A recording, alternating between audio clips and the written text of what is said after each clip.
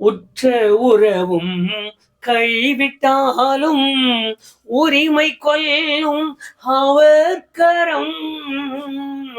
உற்ற உறவும் கைவிட்டாலும் உரிமை கொல்லும் அவர் கரம்.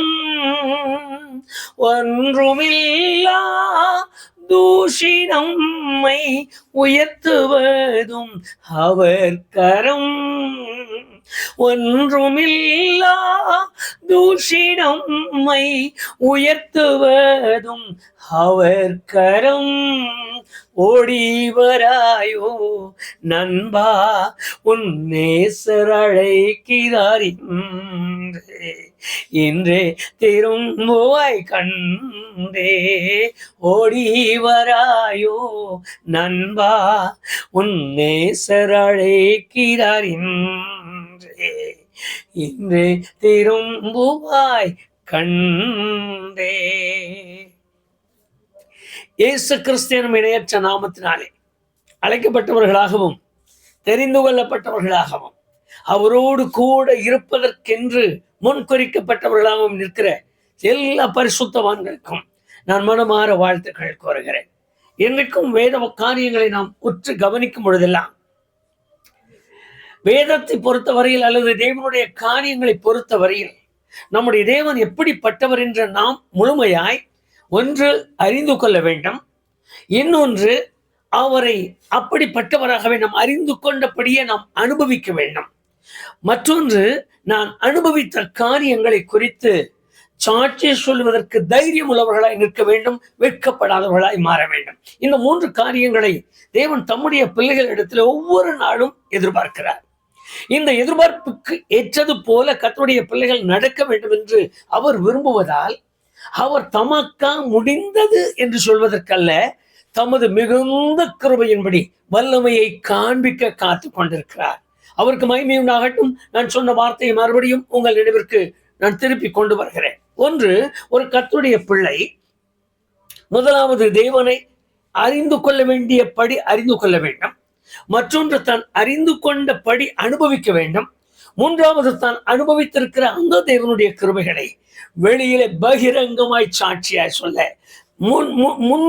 முன்னோடிகளாய் நிற்க வேண்டும் அல்லது முன்னணியிலே நிற்க வேண்டும். இந்த காரியங்களை நான் செய்ய தொடங்கும் பொழுது அவர் மிகுந்த கிருபையுள்ளவராய் மாறுகிறார். காரணம், வேதத்தை நீங்கள் வாசிக்கும் பொழுதெல்லாம் ஒவ்வொரு பொழுதும் வேத வசனத்தை வாசிக்கும் பொழுது அவைகளில் உள்ள ஆழங்களை முதலாவது நாம் கண்டு கொள்வோமானால், அல்லது அவர் தம்முடைய பிள்ளைகளுக்கு செய்கிற கிரியைகள், தம்முடைய பிள்ளைகளுக்கு காண்பிக்கிற தயவு, தம்முடைய பிள்ளைகள் மேல் வைத்திருக்கிற அந்த அன்பின் உருக்கத்தை நாம் அறிந்து கொள்வோமானால், ஒரு நாளும் அவரை விட்டு பின்வாங்குவதற்கும் விலகுவதற்கு நமக்கு மனதிருக்காது. ஆனால் சரியானபடி அவரை அனுபவிக்க தெரியாதவர்கள், இன்னும் நான் சுருக்கமாய் சொன்னால், ஏதோ ரட்சிக்கப்பட்ட ஞானஸ்நானம் பெற்றுக்கொண்டேன், நான் ஆராதனைக்கு போகிறேன், இன்றைக்கு என்ன சொன்னார், எனக்கு தெரிந்த ஒரு சிறிய சம்பவத்தை நான் சொல்லி முடிக்கிறேன். ஒரு முறை நாங்கள் சிறுவர்களாய் நிற்கும் பொழுது ஒரு ஆராதனை கூடம், நல்ல ஆராதிக்க தெரிந்த ஒரு பெரிய சபை கட்டடம், மிகப்பெரிய கட்டடம், ஜனங்கள் அதற்கு ஏற்றது போல அதில் விசேஷமாய் ஒரு பிரசங்கியார் புதிதாக வந்திருந்தார். அன்றைக்கு இவ்வளவு பெரிய விளக்கங்கள் கொடுப்பதற்கில்லை. அன்றைக்கு பரமண்டல ஜெபத்தை குறித்து அவர் பேசினார். பரமண்டலங்களில் இருக்கிற எங்கள் பிதாவே, இந்த வார்த்தையை சொல்லும் பொழுது உங்களுக்கு நான் முந்தைய காலத்தை சுட்டி காட்டுகிறேன். வாரம் முழுவதும் வெற்றிலை பார்க்கதான் உங்களுடைய வாயில் இருக்கும், புயல தான் உங்க வாயில் இருக்கும். பீடி குடிக்கிறவர்கள் குடித்துக் கொண்டே இருப்பார்கள், சிற்றின்பங்களில் ஈடுபட்டு கொண்டே இருப்பார்கள். அங்கு ஒரு அறிவிப்பு கொடுப்பார்கள், கர்த்தருடைய பந்தி நாளில் கர்த்தருடைய பந்திக்கு ஆயத்தமா இருக்கிறவர்கள் இருந்து பந்தி எடுத்துக்கொண்டு போகலாம், ராபோஜனத்தை பெற்றுக்கொண்டு போகலாம் என்று சொல்லுவார்கள். இது வழக்கமாக அவர்கள் சொல்லிக் கொண்டிருக்கிற அல்லது சொல்லிக் கொடுத்த ஒரு பாடம். இஷ்டப்பட்டவர்கள் பந்தியில் இருப்பார்கள், ராபோஜன பந்தியில் இருப்பார்கள், இல்லாவிட்டால் அவர்கள் போய்விடுவார்கள். அவர்கள் குறித்து ஒரு பாரம் இல்லை, எடுத்துத்தான் ஆக வேண்டும் என்கிற கட்டாயமில்லை, அடுத்த முறை பார்த்துக் கொள்ளலாம். இப்படி நடந்து கொண்டிருக்கிற ஒரு சூழ்நிலை. வந்து உட்கார்வார்கள், சில நேரத்தில் நன்றாய் தூங்கி விடுவார்கள். காலையில அவர் அன்றைக்கு பரமண்டல ஜெபத்தை குறித்து பிரசங்கம் பண்ணி கொண்டிருந்தார். பிரசங்கம் முடிந்தது, எல்லாரும் வீட்டுக்கு போறார்கள். அன்றைக்கு அவர் ஒரு அருமையான கர்த்தருடைய மனுஷன், அவருடைய மனைவி அன்றைக்கு ஆராதனைக்கு வரல. வீட்டுக்கு போனாங்க, எல்லாம் சாப்பிட்டு முடிச்சாங்க, உட்காந்துட்டு இன்னைக்கு புது பிரசங்கியார் வந்திருந்தார் இல்லையா? அந்த புது பிரசங்கியார் உங்களுக்கு என்ன சொல்லி கொடுத்தார்? இன்றைக்கு என்ன பிரசங்கம், என்ன எப்படி இருந்தது? சில குடும்பங்களில் இன்றும் அது கேட்கிற பழக்கம் இருக்கிறது. அது போல அவர் கேட்டார். அந்த அம்மா கேட்டாங்க. அவர் அருமையான ஒரு பதில் சொன்னார். என்ன சொன்னார்? அது என்ன பேசினாருங்கிறது யாருக்கு தெரியும்? பரமண்டலத்தில் இருக்கிற வெங்கல புறாவேன்னு சொன்னார். அது என்னமோ தெரியல, எனக்கு புரியல. இது போல தேவனுடைய காரியங்களை குறித்து முதலாவது அறிந்து கொள்வதற்கு நம்முடைய மனதை செலுத்த தொடங்கினால்தான் நாம் அவரை அறிந்து கொள்ள முடியும். அவரை அறிந்து கொண்டால்தான் அவரை இன்றைக்கு இருக்கிற அநேகருடைய வாழ்க்கையினுடைய நெருக்கம், அநேக வாழ்க்கையில் அற்புதங்களை காணாத நிலை, அநேகருடைய வாழ்க்கையில் இயேசு கிரியை செய்ய முடியாத நிலை, அநேக வாழ்க்கையில் அற்புதங்கள் வெளிப்படாத நிலை, அநேக வாழ்க்கையில் ஏன் எனக்கு இந்த போராட்டம் என்று கண் கலங்கி நிற்கிறதனுடைய முழுமையான எண்ணமே அறிந்து கொள்ள வேண்டிய பிரகாரம் அறிந்து கொள்வதில்லை. ஏதோ ஆராதனைக்கு போகிறோம், உட்கார்ந்திருக்கிறோம், பிரசங்கர் பேசுகிறார், கொஞ்ச நேரம் இருக்கிறோம், ஒரு பாடலை பாடுகிறோம், காணிக்கை செலுத்துகிறோம், வீட்டுக்கு வந்து விடுகிறோம். இந்த அனுபவங்கள் இருப்பதால் தேவனை அறிந்து கொள்ள முடியாமல் அனுபவிக்க முடியாமலும் இருக்கிறோம். வேதவசனத்தை வாசித்து பாருங்கள். மத்தேயு சுவிசேஷம் 15வது அதிகாரம் 32வது வசனத்திலும், மார்க்கு சுவிசேஷம் 8ஆம் அதிகாரம் 2வது வசனத்திலும் ஒரு நேர்த்தியான சம்பவத்தை நாம் அங்கு வாசிக்கலாம். ஆண்டவர் மலை பிரசங்கத்தை தொடங்கினார். மலை பிரசங்கத்தை அவர் செய்து கொண்டிருக்கும் பொழுது பிரசங்கத்தை கேட்க திரளான ஜனங்கள் வந்திருந்தார்கள். நாம் அதில் எழுதியிருக்கிற வார்த்தைகளை நீங்கள் வாசித்து பாருங்கள். 3 நாள் இடைவிடாமல் அவரோடு கூட இருக்கிறதாக அந்த வேதவசனம் சொல்லுகிறது. ஆண்டவர் சொல்லுகிறார், இந்த ஜனங்கள் 3 நாள் என்னோடு கூடவே இருக்கிறார்கள். இந்த 3 நாளும் அவர்களுக்கு சாப்பிடுகிறதற்கு ஒன்றுமில்லை, பட்டினியாக இருக்கிறார்கள். இந்த பட்டினி நிலையில் நான் அவர்களை அனுப்பி வைக்க எனக்கு மனமில்லை, நான் அவர்களுக்காக பரிதபிக்கிறேன். இந்த வார்த்தையை சீஷர்களிடத்திலே சொல்லி அவர்களுக்கு ஆகாரம் கொடுத்துத்தான் அனுப்ப வேண்டும் என்கிற கட்டாயத்துக்கு வந்துவிட்டார். இக்கட்டான நிலை. இவைகளை எல்லாம் நாம் மறுபடியும் பேசிக் கொண்டிருப்பதிலே நாம் எல்லாம் கேள்விப்பட்ட காரியங்கள் தான். ஆனால் இன்றைக்கு அவருடைய வாயிலிருந்து வந்த வார்த்தை என்னவென்றால், நான் ஜனங்களுக்காக பரிதபிக்கிறேன் என்கிற ஒரு வார்த்தையை அவர் பேசினார். அவர் பரிதபிக்கிறேன் என்று சொன்னவர் பரிதபிக்கிறேன் என்கிற வார்த்தையோடு அவர் நிறுத்தி கொள்ளாமல் அடுத்த ஒரு வார்த்தையை சொல்கிறார். நான் அவர்களை வெறுமையாய் அனுப்பிவிட விரும்பவில்லை. அந்த வார்த்தையை நம் மனதில் வையுங்கள். நான் அவர்களை வெறுமையாய் அனுப்பிவிட விரும்பவில்லை என்று சொன்னால், இந்த 3 நாட்கள் என்னோடு தங்கியிருந்ததால் அவர்களை நான் வெறுமையாய் சும்மா போயிட்டு வாங்கன்னு சொல்றதுக்கு எனக்கு மனசு இல்லை. ஏன்? வந்தவர்களுக்கு ஏதாவது செய்து அனுப்ப வேண்டும் என்கிற கட்டாயம் இல்லை. அவர் அடுத்து சொல்லுகிற வார்த்தையை கவனிங்கள். அவர்கள் வழியில் சோர்ந்து போவார்கள். அவர்கள் வழியில் மகா கசப்புக்கான நிலைமைக்கு வந்து விடுவார்கள். உட்கார்வதற்கு கிடந்து விடுவார்கள், நிற்பதற்கு கிடந்து விடுவார்கள், நிழல் பார்த்து உட்கார்ந்து கொள்வார்கள், வீடு போய் சேர்வதற்குள் பலவிதமான சங்கடத்திற்குள் மாறிவிடுவார்கள். இந்த வார்த்தையை சொல்லித்தான் அவர் பேசுகிறார். அவர்களை நான் அனுப்பிவிட மனமில்லை, அவர்களுக்கு ஏதாவது நான் செய்தி ஆக வேண்டும் என்று. அருமையான கர்த்தருடைய பிள்ளையே, வேத வசனத்தை நீங்கள் வாசிக்கும் பொழுது ஆதி காலங்கள் முதலே தேவனுடைய நோக்கம், தேவனுடைய சிந்தை, தேவனுடைய எண்ணங்கள், அவருக்கு பின் நம்மோடு இடைப்பட்ட இயேசு கிறிஸ்துவின் அனுபவங்கள், இயேசு கிறிஸ்துவனுடைய நினைவுகள், அதற்கு பின்பு நம்மோடு இன்றைக்கு வரைக்கும் தங்கி இருந்து கிரியை செய்து கொண்டிருக்கிற பரிசுத்த ஆவியானவருடைய முழுமை எல்லாமே நம்மேல் பரிதாபம் கொள்ளுகிறதா இருக்கிறதை தவிர நம்மை ஒரு பெரிய காரியமாய் தள்ளி விடுவதற்கும் உதறி விடுவதற்கும் வேண்டாம் என்று சொல்லுவதற்கும் கண்டுகொள்ளாதவர் இருப்பதற்கும் காணாதவர் போல் இருப்பதற்கும் எந்த காரியங்களிலும் வேண்டாம் என்று ஒதுக்குவதற்கும் அல்ல, பரிதாபப்படுவதற்கு பரிதாபம் கொள்ளுவதற்கு மாத்திரமல்ல. பரிதவிக்கிறேன், பாவம் பாவம் அப்படி சொல்லுகிறதற்கல்ல.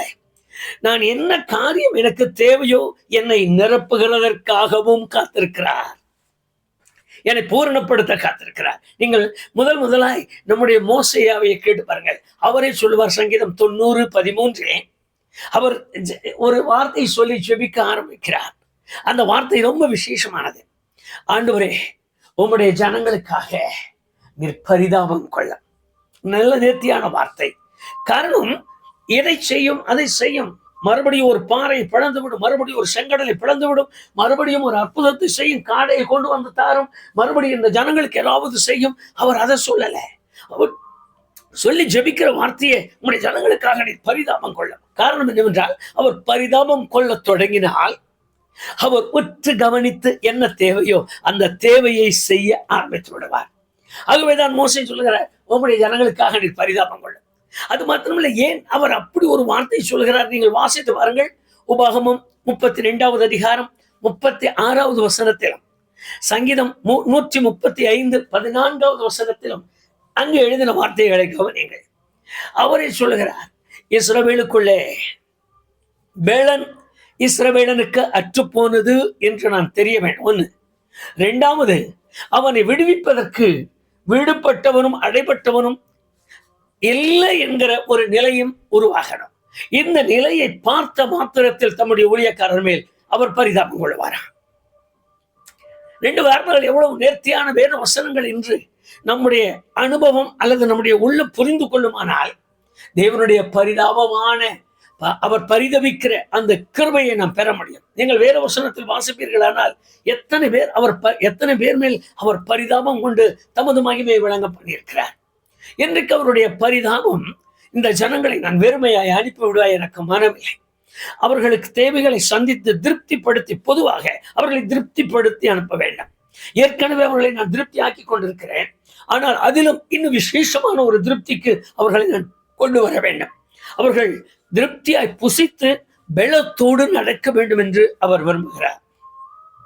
இன்றைக்கு என்னோடு கூட இந்த வேத காரியங்களை கவனிக்கிற எனக்கு அருமையான தேவ ஜனங்களுக்கும், என்னை கேட்டுக்கொண்டிருக்கிற எனக்கு அருமையான கர்த்தருடைய பிள்ளைகளுக்கும், தேவனுடைய பிள்ளைகளாகவே மாறி அவரையே நம்பி இருக்கிற மற்றவர்களுக்கு நான் சொல்லிக் கொள்கிற ஒரு பெரிய காரியம், நீங்களும் நானும் நம்பி ஆராதிக்கிற தேவன் இந்த பூமியில் நாம் நினைக்கிறபடி அல்லது நாம் யோசிக்கிறபடி அல்லது நாம் இருக்கிறபடி நம்மை வெறுமையாய் வைத்திருக்கிற தேவன் அல்ல, அது நம்முடைய வெறுமையை பார்க்கிற தேவன். ஆகவேதான் இயேசு கிறிஸ்துவை குறித்து அப்போஸ்தலனாகிய பவுல் எழுதும் பொழுது எபேசியர் 1ஆம் அதிகாரத்தில் நேர்த்தியாய் எழுதினார், எல்லாவற்றையும் எல்லாவற்றாலும் நிரப்புகிற நிறைவாகிய இயேசு என்று எழுதினார். அப்படியானால் எல்லாவற்றையும் எல்லாவற்றாலும் என்கிற அந்த வார்த்தையை நீங்கள் எழுதிக் கொள்ளுங்கள். நாம் அதை யோசிக்கலாம். எல்லாவற்றையும் என்று சொன்னால் நம்முடைய தேவைகள் எல்லாம் அப்படியே யோசியுங்கள். எழுதின பின்பு இவைகள் எல்லாவற்றையும் எல்லாவற்றாலும் நிரப்புகிற தேவன். எப்பொழுது முதலாவது தேவனுடைய ராஜ்யத்தையும் அவருடைய நீதியையும் தேடுங்கள், அப்பொழுது இவைகள் எல்லாம் என்று எழுதியிருக்கிறார். ஆராதனைக்கு போகாத ஆட்களை நான் சொல்லலை, ஜெபிக்க தெரியாத ஆட்களை சொல்லலை. 40 வருஷம் 50 வருஷம் கிறிஸ்தவனாய் வாழ்ந்து ஜெபிக்க தெரியாத ஆட்களை குறித்து பேசுவதற்கு இல்லை. ஆலயத்துக்கு போகிறோம் வருகிறோம், அதற்கு மேல் டொனேஷன் கொடுக்கிறேன், அதற்கு மேல் காணிக்க கொடுக்கிறேன், அதற்கு மேல் என் தசமபாகம் கொடுக்கிறேன். நீங்க எதை எப்படி கொடுத்துக்கிட்டாலும் சரி, அது உங்களுடைய மனப்பிரியம். ஆனால் கொடுக்கிறதினால் அல்ல அவர் எனக்கு என் மேல் பரிதாபம் கொள்வதில், நான் அவருடைய சமூகத்தில் எப்படி இருக்கிறேன் என்கிறதை பார்த்துதான் என் மேல் பரிதாபம் கொள்வார். நீங்கள் இதில் தான் கவனமா இருக்கணும். அவர் சொல்ற வார்த்தையை கவனிங்க. 3 நாள் இவர்கள் என்னோடு கூடவே நிற்கிறார்கள் என்று எழுதினார். அப்படியானால் நான் எவ்வளவாய் அவரோடு நெருங்கி நிற்கிறேனோ அவ்வளவாய் என் மேல் பரிதாபம் கொள்கிற தேவன். கர்த்தருக்கு மகிமை உண்டாகட்டும். நான் அவரோடு நெருங்கி பழகாத பட்சத்தில், நான் அவரோடு நெருங்கி நிற்காத பட்சத்தில் நீங்கள் ஒரு காரியத்தை மறக்க வேண்டாம். வேத புஸ்தகத்தை தொட்டு எவ்வளவோ வருஷம் இருக்கும். கிறிஸ்துமஸ் சமயம், ஈஸ்டர் சமயம், மற்ற சமயத்தில் வேத வசனத்தை வாசித்து தெரியாதவன் என்ன செய்வான் கேட்க வேண்டாம். தெரியாதவர்கள் படிச்ச பிள்ளைகள் இருக்கிறார்கள். எதற்கு தேவன் நம்முடைய பிள்ளைகளை படிக்க வைத்தார்? 2 அதிகாரம் படிச்சு காட்டுப்பா, இந்த வேத வசனத்தை படிச்சு காட்டு. இன்னைக்கு இதுல காதல கேட்டேன், அப்படி சொன்னாங்க, அது எப்படி முழுமையா சொல்லுதுன்னு கேட்கிறதுக்கு முடியும். போயிட்டு வந்தியா? அவர் என்ன சொன்னாரு? அந்த மந்திரி என்ன சொன்னாரு? அந்த ஆபீசர் என்ன சொன்னாரு? அந்த தலைவன் என்ன சொன்னார்? இதையெல்லாம் கவனமா கேட்க தெரியும்.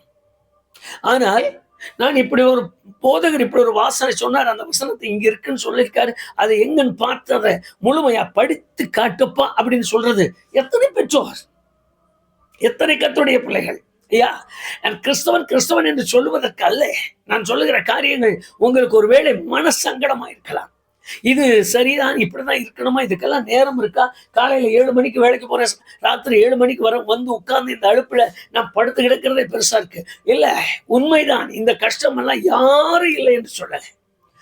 படாத பாடுபட வேண்டியதாக இருக்கிறது. நெருக்கடியான நிலையில் தான் ஓடுகிறோம். நெருக்கடியான நிலையில் தான் இவ்வளவு கஷ்டத்தை நாம் அனுபவிக்கிறோம். உண்மைதான்.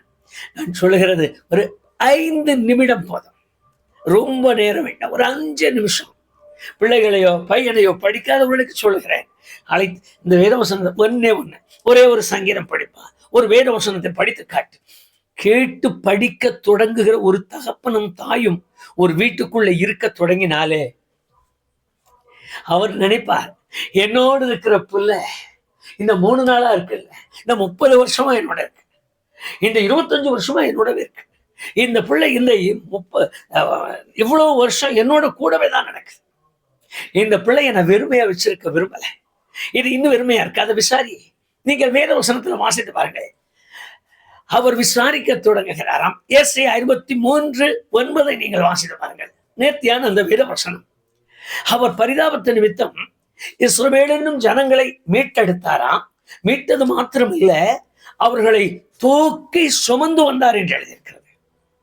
தூக்கி சுமந்து வருவதற்கு நோக்கமும் காரணமும் நான் நம்முடைய அனுபவத்தில் எவ்வளவாய் அவரை நெருங்கி பழகிறோம். வயது கடந்திருக்கிற ஐயாமாருக்கும் அம்மாமாருக்கும் நான் கேட்டுக்கொள்கிற ஒரு காரியம், எவ்வளவு தூரம் எவ்வளவாய் அவரோடு நீங்க நெருங்கி இருக்கீங்க, எவ்வளவா அவரோடு சேர்ந்திருக்கீங்க. ஆலயத்துக்கு போகணும் அது ஒண்ணு நம்ம பேசிக்கிறோம். அங்க போய் உட்கார்ந்து நல்லா தூங்குறோம், எழுந்து பேசாம வீட்டுக்கு வந்துடுறோம். ஆமா, இந்த ஐயாவோட அந்த ஐயா வந்தாருன்னா நல்ல சிரிப்பு காட்டுவார். இந்த ஐயாவோட அந்த ஐயா வந்தாருன்னா அவர் கொஞ்சம் அப்படி பேசிட்டு போவார். அப்புறம் அவருக்கு ஆண்டவர் கொடுத்த கிருபை அவ்வளவுதான். இன்னொருத்தர் சொல்ல, இவருக்கு ஆண்டவர் கொடுத்த கிருபை இவ்வளவுதான். ஏமா நீ அரசாணத்தை குறிச்சு பிரசவம் பண்ணாரா? இல்லைங்க, வருஷத்துக்கு ஒரு தடவை அப்படி பேசுவாரு. அப்புறம் யாராவது ஒப்பு கொடுத்தாங்கண்ணா, கர்த்தருடைய பந்திக்கு போனா கொடுப்பாருங்க, இல்லைன்னா அப்புறமா அடுத்த வாரம் கூட பார்த்துக்கலான்னு சொல்லி விட்டுருவார். இப்படி சில காரியங்கள் எல்லாம் நாம்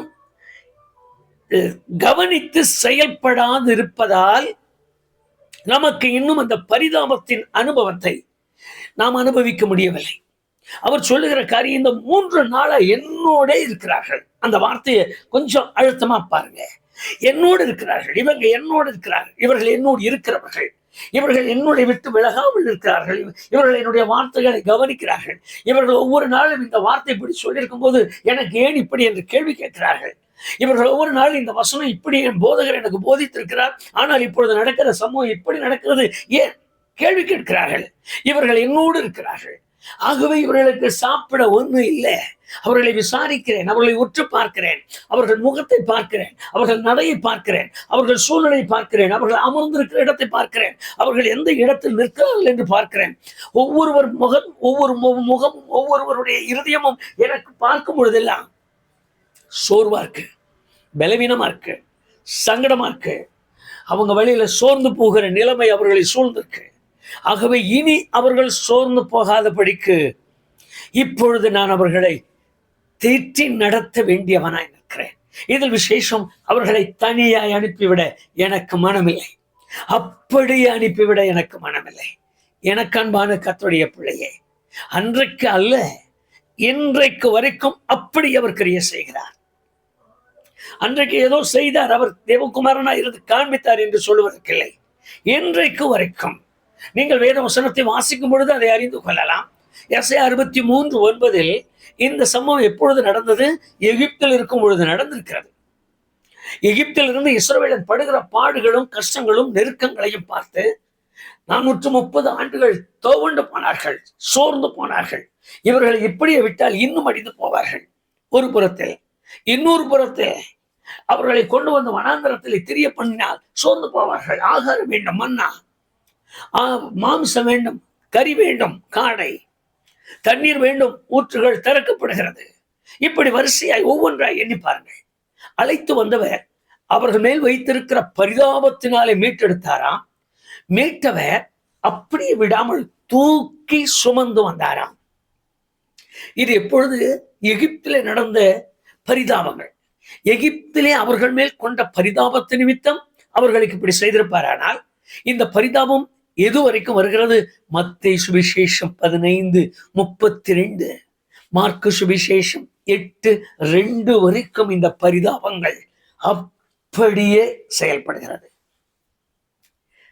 ஆகவேதான் எபிரேயர் 13:8 அருமையாய் சொன்னார் பவுல், இயேசு கிறிஸ்து நேற்றும் இன்றும் என்றும் மாறாதவராய் நிற்கிறார். மாறாத அவருடைய மகிமை, மாறாத அவருடைய பரிதாபங்கள், மாறாத அவருடைய மனதுருக்கம், மாறாத அவருடைய இரக்கம், மாறாத அவருடைய செயல்பாடு, மாறாத அவருடைய அன்பின் மகத்துவம் இன்றைக்கு உங்கள் மேலும் என் மேலும் முழுமையாய் செயல்பட வேண்டும், செயல்படுகிறது. ஆகவே எங்கு ஒரு நடுப்பாகத்தில் சொல்கிறார், மோசே உம்முடைய ஜனங்களின் மேல் பரிதாபம் கொள்ளும். அவர் அவருடைய ஜனங்களுக்கு சொல்லுகிறார். உபாகமம் நீங்கள் அதை வாசிக்கும் பொழுது எத்தனை நேர்த்தியான வேதவசனங்கள் என்று பாருங்கள். 32, 36, சங்கீதம் 135, 14 தமது ஜனங்களின் மேல், தமது ஊழியக்காரர்களின் மேல் பரிதாபம் கொள்ளுவார். அப்படிப்பட்ட ஒரு பரிதாபத்தின் நிலையில் இன்றைக்கு தேவன் நம்மை உற்று பார்க்கிறார். அவரோடு கூட நிற்கிற, அவரோடு கூட செயல்படுகிற, அவருக்காக ஜீவிக்க வேண்டும் என்று முழு மனதோடு ஒப்பு கொடுத்திருக்கிற, அவரையே நம்பி இருக்கிற, நான் இதுவரைக்கும் அவரை விட்டு பின்வாங்காமல் இருக்கிறேன், அவருடைய வார்த்தைகளை கை கொண்டிருக்கிறேன் என்று யாரெல்லாம் முழு மனதோடு தங்கள் மனச்சாட்சிக்கு முன்பாக சொல்லி, ஆண்டவரே நான் உண்மை மாத்திரம் பின்பற்றுகிறேன் என்று சொல்கிறார்களோ, பரிதாபம் கொள்ளுவாராம். அவருடைய பரிதாபம் என்னை பூரணமாக்கி அனுப்பும், என்னை திருப்தியாக்கி அனுப்பும்படியாக, நான் எந்த விதத்திலும் குறையில்லாமல் நான் இடம் சேரும் வரைக்கும், என்னுடைய வீடு சேரும் வரைக்கும் நான் வழியிலே சோர்ந்து போகாமல் நடப்பதற்கு. அதனுடைய 2 அர்த்தம். ஒன்று அவர்களை நடத்தின அர்த்தம், மற்றொன்று நான் பரலோக ராஜ்யம் சேரும் வரைக்கும் வழியிலே சோர்ந்து போகாமல் என்னை ஒவ்வொரு நாளும் திருப்தி ஆக்குவதற்காக, ஒவ்வொரு நாளும் திருப்தியாக்கி நடத்துவதற்காக என்மேல் பரிதாபம் கொண்டு இறங்குகிற நல்ல நேசர் நமக்கு உண்டு. கலங்குகிற, புலம்புகிற, ஒவ்வொரு நாளும் பிரச்சனைகளை கண்டு மனவேதனை அடைகிற, ஒவ்வொரு நாளும் வருகிற வியாதி கொடுமை நம்மை வாழ்த்து வதைக்கிற சங்கடமான காரியங்களை கண்டு மனம் நொந்து, மன உடைந்து, மனவேதனையோடு தவிக்கிற எனக்கு அருமையான கர்த்தருடைய பிள்ளையே, யாரானாலும் சரி, எந்த நிலையில் இருந்தாலும் சரி, நான் கேட்கிற ஒரே ஒரு கேள்வி, 3 நாள் அவரோடு கூட அவர்கள் இருந்து அவருடைய கண்களில் தயவு பெற்றது போல அவரோடு கூட நின்று நடந்து அவருடைய ராஜ்ய மறுமறைக்குமாய் நான் மறுரூபமாக்கப்படும் வரைக்கும் அல்லது என் மரண காலம் வரைக்கும் அவரோடு கூட இருந்து அவரிடத்திலிருந்து வருகிற கிருபைகளால் திருப்தியாகத்தக்கதாக நமக்கு நிலை இருந்திருக்கிறதா என்று மாத்திரம் பாருங்கள். ஆகவே தான் நான் தைரியமாய் ஒரு காரியத்தை உங்களுக்கு சொல்லுகிறேன். சோர்ந்து போக வேண்டாம், 3 நாள் பட்டினி கலங்க வேண்டாம். அந்த நிலை இன்றைக்கு நமக்கு இருக்கிறது. இதுவரைக்கும் எனக்கு ஒன்று கிடைக்கவில்லை. நான் பிரசங்கத்தை கேட்டுட்டு இதுவரைக்கும் எனக்கு ஒன்றும் கிடைக்கல. நான் சுகமாக்குறத பார்க்குறது இதுவரைக்கும் எனக்கு ஒன்றும் கிடைக்கல. நான் இயேசுநாதரோட கூட தான் உட்கார்ந்து இருக்கிறேன், இதுவரைக்கும் எனக்கு பசி அடங்கல. நான் இயேசுநாதர் சொல்லுகிற வார்த்தையெல்லாம் கேட்டுக்கொண்டு தான் இருக்கிறேன். அன்றைக்கு என்னென்ன பேசியிருப்பார்கள் என்று பாருங்க. உன் பேச்சை கேட்டுதான் வந்தேன், எனக்கு ஒன்றும் நடக்கல. உன் பேச்சை கேட்டுதான் வந்தேன், எனக்கு எதுவுமே நடக்கல. இதெல்லாம் இவர்கள் சொல்லி கொண்டிருக்கிற காரியங்கள். அதை போலத்தான் இன்றைக்கு கூட உங்களையும் என்னையும் குறித்து அநேகர் சொல்லலாம். இதுவரைக்கும் நடந்திருக்கேன், இதுவரைக்கும் ஜெபம் பண்ணியிருக்கேன், இதுவரைக்கும் அதே ஆண்டவர் ஆண்டவர் ஆண்டவர் என்று இரவு பகல படுத்து கிடக்கிறேன். என்ன நடந்தது உனக்கு? இந்த 3 நாள் உனக்கு என்ன நடந்தது? இந்த 3 நாள் உனக்கு என்ன நடந்தது? கேள்வி கேட்பார்கள், பரியாசம் பண்ணுவார்கள், நிந்திப்பார்கள். இது விட்டுட்டு பழையது போல திரும்ப, பழையது போல வந்துவிடு, பழையது போல எங்க ஆண்டவனை தேடு சொல்லிக்கிட்டு தான் இருப்பாங்க. இது மனுஷனுடைய அனுபவங்கள். ஆனால் ஒரு காரியத்தை மறக்க வேண்டாம், 3 நாள் அல்ல, 300 ஆண்டுகளே ஆனாலும் அவர் வெறுமையா என்னை அனுப்ப போகிறதில்லை. நீங்கள் இஸ்ரவேலுக்கு போங்க. இஸ்ரவேல் 430 ஆண்டுகள் அந்த இஸ்ரவேல் எகிப்திலே சேவித்தான். ஆனால் பரிதாபம் கண்டார். அவர்களை விட்டு, தேசத்தை விட்டு வெளியே கொண்டு வரும் பொழுது என்ன விதமாய் கொண்டு வந்தார் என்று எண்ணி பாருங்கள். பெருமையாய் கொண்டு வரவில்லை, ஐஸ்வர்யவான்களாய் கொண்டு வந்தார். காரணம் அவர்கள் மேல் கொண்ட பரிதாபம். ஐயோ என்று அழுதவன் மேல் கொண்ட பரிதாபம், ஐயோ என்று புலம்பின் மேல் கொண்ட பரிதாபம், அடி தாங்க முடியவில்லை என்று இரவெல்லாம் தூங்காமல் புரண்டு புரண்டு கிடந்தவன் மேல் கொண்டு பரிதாபம். ஒவ்வொருவனும் தன் பிள்ளைக்காக, தன் மனைவிக்காக கண்களுக்கு முன்பு அடிக்கப்படுகிறதை கண்டு ஏக்கத்தோடு தப்புவிக்க யாரும் இல்லையா?